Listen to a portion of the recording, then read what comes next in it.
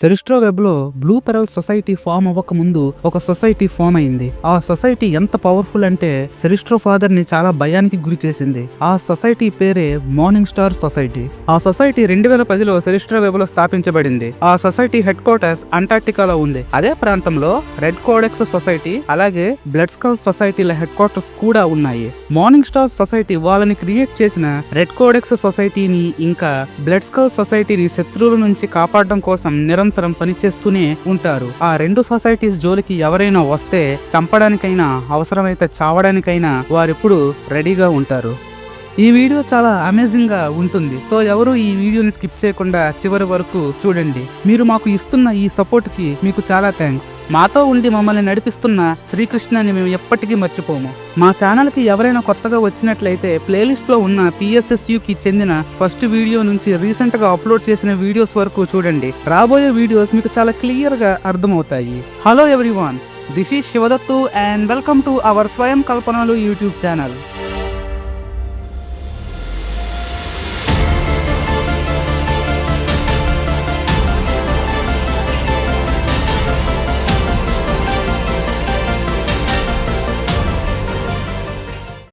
Blue Pearl society 2017లో form అయింది. సెరిస్ట్రో వెబ్ 1995లో స్టార్ట్ అయింది. దానిని 2021లో అప్డేట్ చేశారు సెరిస్ట్రో ఫాదర్. రెడ్ కోడెక్స్ సొసైటీ 1998లో ఫామ్ అయింది. అదే విధంగా బ్లడ్ స్కల్ సొసైటీ 1997లో ఫామ్ అయింది. ఆ రెండు సొసైటీస్ కలిసి భయంకరమైన ఇల్లీగల్ యాక్టివిటీస్ చేయడం స్టార్ట్ చేశాయి. సెరిస్ట్రో ఫాదర్ ఎన్నోసార్లు వార్నింగ్ ఇచ్చారు, కానీ వాళ్ళవేమీ పట్టించుకోకుండా వాళ్ళకి నచ్చినట్లుగా ప్రవర్తిస్తున్నారు. సెరిస్ట్రో ఫాదర్ ని దృష్టిలో పెట్టుకుని వారు 2021లో ఒక ప్రాజెక్ట్ ని స్టార్ట్ చేశారు.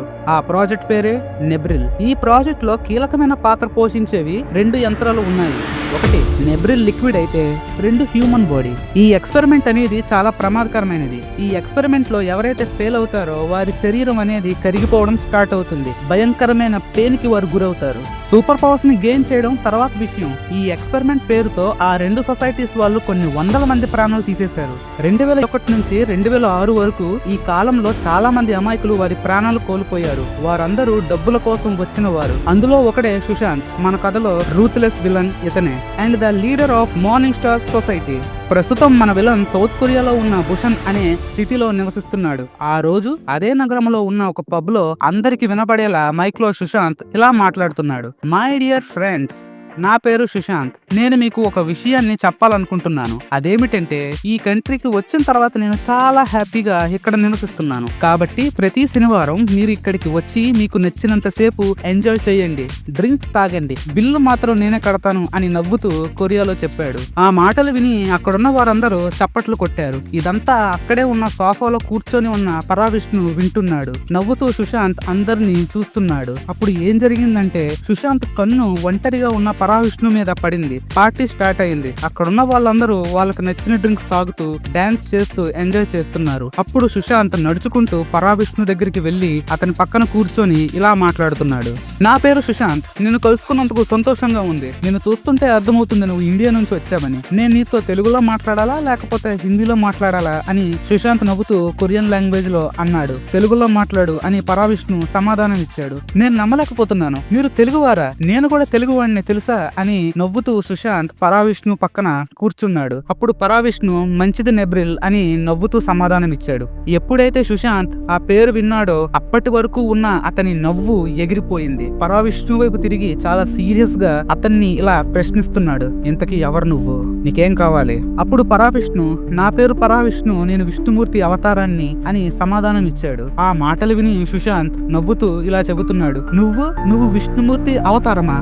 అది నేను నమ్మాలా? సరే అయితే నేను నమ్మాలి అంటే నా గురించి కొన్ని విషయాలు చెప్పు అని అన్నాడు సుశాంత్. అప్పుడు పరావిష్ణు చెప్పడం మొదలు పెట్టాడు. నువ్వు ఫస్ట్ లో చాలా మంచివాడివి. ఎప్పుడైతే నువ్వు సూపర్ పవర్స్ ని సాధించావో నీలో ఉన్న మంచితనాన్ని నువ్వు పూర్తిగా చంపేశావు. నిన్ను చూసుకొని బ్లడ్ స్కల్ సొసైటీ ఇంకా రెడ్ కోడెక్స్ సొసైటీలు భయంకరంగా ఇల్లీగల్ యాక్టివిటీస్ చేస్తున్నారు. నీకు 18 సంవత్సరాలు ఉన్నప్పుడు మీ అమ్మగారు ఆరోగ్యం చెడిపోయింది. ఆ సమయంలో వైద్యం చేయించడానికి నీ దగ్గర డబ్బులు లేవు. నువ్వు ఎంతో మందిని సహాయం అడిగావు, కానీ ఎవరూ నీకు సహాయం చేయలేదు. వాళ్ళ మీద చెప్పలేనంత కోపాన్ని, ద్వేషాన్ని నువ్వు ఆ రోజు నుంచి పెంచుకోవడం స్టార్ట్ చేసావు. కొన్ని రోజుల తర్వాత మీ అమ్మగారు చనిపోయారు. ఆవిడ చనిపోయిన తర్వాత నుంచి నీ జీవితం అనేది పూర్తిగా మారిపోయింది. సెరిస్ట్రో వెబ్ లో ఒక సొసైటీని క్రియేట్ చేసుకుని నువ్వు కొన్ని ఇల్లీగల్ యాక్టివిటీస్ కూడా చేసావు. ఆ ప్రాసెస్ లో నీకు రెడ్ కోడెక్స్ సొసైటీతో ఇంకా బ్లడ్ స్కల్ సొసైటీతో పరిచయాలు ఏర్పడ్డాయి. ఆ పరిచయాల వల్ల నువ్వు ప్రాజెక్ట్ నెబ్రిల్ ఎక్స్పెరిమెంట్ లో జాయిన్ అయ్యావు. ఆ ఎక్స్పెరిమెంట్ లో నువ్వు సక్సెస్ అయ్యావు. దాని వల్ల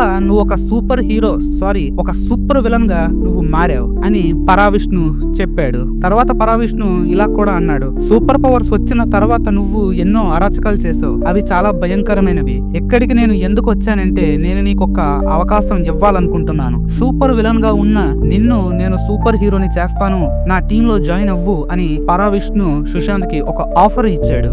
అదంతా విని సుశాంత్ ఇలా సమాధానం ఇచ్చాడు, నీ టీంలో ఉన్న ప్రతి ఒక్కరికి నాలాగే సూపర్ పవర్స్ ఉన్నాయా అని అడిగాడు సుశాంత్. అందుకు పరావిష్ణు అవును అని సమాధానం ఇచ్చాడు. నువ్వు నా గురించి చాలా బాగా చెప్పావు పరావిష్ణు, కానీ నీకు ఒక విషయం నేను చెప్పాలనుకుంటున్నాను. అదేమిటంటే నువ్వు ఒక మూర్ఖుడివి ఎందుకయ్యావో నేను చెప్పనా?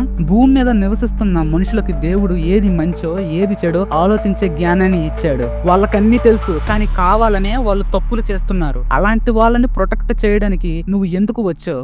ఎప్పుడైతే మా అమ్మగారు చనిపోయారో ఆ తర్వాత నుంచి నా జీవితం అంతా నరకమైపోయింది. నేను ఎంత కష్టపడ్డానో అది నాకు మాత్రమే తెలుసు. ఆ రోజు నుంచి దేవుడి మీద చెప్పలేనంత కోపాన్ని, ద్వేషాన్ని నేను పెంచుకోవడం స్టార్ట్ చేశాను. నువ్వు నన్ను సూపర్ హీరోగా మారుస్తావా? ఏంటి కామెడీ చేస్తున్నావా?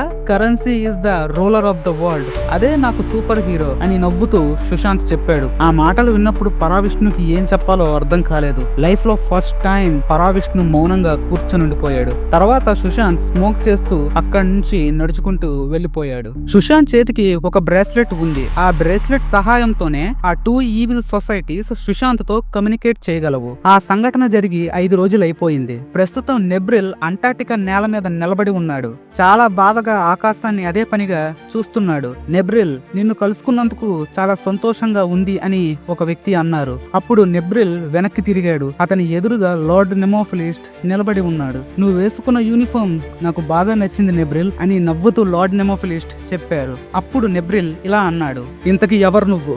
ఇక్కడికి ఎలా వచ్చావు అని చాలా ఆశ్చర్యంగా నెబ్రిల్ అడిగాడు. నా పేరు లార్డ్ నెమోఫిలిస్ట్. ప్లానెట్ ఎర్త్ ని డిస్ట్రాయ్ చెయ్యాలి అని అనుకుంటుంది నేనే అని చెప్పాడు. నా టీంలో జాయిన్ అవుతావా? మనుషులు ఎప్పుడు చూడని భయంకరమైన రక్తపాతాన్ని క్రియేట్ చేద్దాం అని చెప్పారు లార్డ్ నెమోఫిలిస్ట్. ఆ మాటలు విన్నప్పుడు నెబ్రిల్ చాలా సర్ప్రైజ్ అయ్యాడు. అప్పుడు ఈ విధంగా లార్డ్ నెమోఫిలిస్ట్ తో మాట్లాడుతున్నాడు, నేను మీ టీంలో జాయిన్ అవుతాను. దానికన్నా ముందు నువ్వు ఎంత పవర్ఫుల్లో నేను తెలుసుకోవాలి. రా, వచ్చి నాతో తలబడు అని నెబ్రిల్ లార్డ్ నెమోఫిలిస్ట్ ని ఫైట్ కి ఆహ్వానించాడు. సరే, నీకు నచ్చినట్లుగానే చేద్దాం అని లార్డ్ నెమోఫిలిస్ట్ చెప్పారు. సూర్యుడి కిరణాల కన్నా వేగంగా పరిగెత్తుకుంటూ వచ్చి ఒకరిని ఒకరు ఢీ కొట్టారు. ఆ దెబ్బకి చుట్టుపక్కల ఉన్న ప్రాంతం అంతా ముక్కలైపోయింది. వారు ఫైట్ చేయడం స్టార్ట్ చేశారు. ఆ ప్రాసెస్ లో లార్డ్ నెమోఫిలిస్ట్ హెయిర్ పూర్తిగా పర్పుల్ కలర్ లోకి కన్వర్ట్ అయ్యి గ్లో అవ్వడం స్టార్ట్ అయ్యింది. అది చూసినప్పుడు నెబ్రిల్ కి ఏమీ అర్థం కాలేదు. నెబ్రిల్ ని లార్డ్ నెమోఫిలిస్ట్ చితక బాధేస్తున్నాడు. నెబ్రిల్ గెలవడానికి ఎంతగానో ప్రయత్నిస్తున్నాడు, కానీ ఫెయిల్ అవుతున్నాడు. నెబ్రిల్ శరీరంలోంచి గోల్డెన్ కలర్ బ్లడ్ బయటికి వస్తోంది. అయినా సరే అతను ధైర్యాన్ని కోల్పోలేదు. ఒక సింహంలా లేచి నిలబడ్డాడు. వారి మధ్య భయంకరమైన యుద్ధం మళ్లీ చోటు చేసుకుంది. నెబ్రిల్ ఎంతగానో ప్రయత్నిస్తున్నాడు గెలవడానికి, కానీ లార్డ్ నెమోఫిలిస్ట్ ఎలాంటి అవకాశం నెబ్రిల్ కి ఇవ్వడం లేదు. నెబ్రిల్ శరీరంలోంచి రక్తం అనేది చాలా భయంకరంగా వస్తోంది. లార్డ్ నెమోఫిలిస్ట్ నెబ్రిల్ యొక్క విల్ పవర్ కి ఫిదా అయిపోయాడు. అప్పుడు లార్డ్ నెమోఫిలిస్ట్ నెబ్రిల్ తో ఇలా అన్నాడు, నువ్వు నా టీంలో జాయిన్ అవ్వాలనుకుంటున్నావు కదా, అయితే విను, నువ్వు ఎంత నమ్మకంగా ఉంటావో నేను తెలుసుకోవాలనుకుంటున్నాను అని నవ్వుతూ లార్డ్ నెమోఫిలిస్ట్ అన్నాడు. అప్పుడు నెబ్రిల్ చాలా విచిత్రంగా నవ్వి గాల్లోకి ఎగురుకుంటూ వెళ్లి ఆ కాంటినెంట్ లో ఉన్న రెడ్ కోడెక్స్ సొసైటీని అలాగే బ్లడ్ స్కల్ సొసైటీని పూర్తిగా డిస్ట్రాయ్ చేశాడు. అలా నెబ్రిల్ లార్డ్ నెమోఫిలిస్ట్ నమ్మకాన్ని గెలుచుకున్నాడు. నెబ్రిల్ ద బ్రోకెన్ హీరో. అతను తెలుసుకుంటే ఏమైనా చేయగలడు. భూమి మీద ఉన్న మనుషుల్ని చంపడం అంటే నెబ్రిల్ కి సరదా. సో గైస్, ఈ వీడియో ఇక్కడితో ఎండ్ అయిపోయింది. ఈ వీడియో మీకు నచ్చితే లైక్ చేయండి, షేర్ చేయండి. ఎవరైనా మా ఛానల్కి కొత్తగా వచ్చి ఉంటే దయచేసి సబ్స్క్రైబ్ చేసుకోవడం మాత్రం మర్చిపోకండి. Thanks for watching.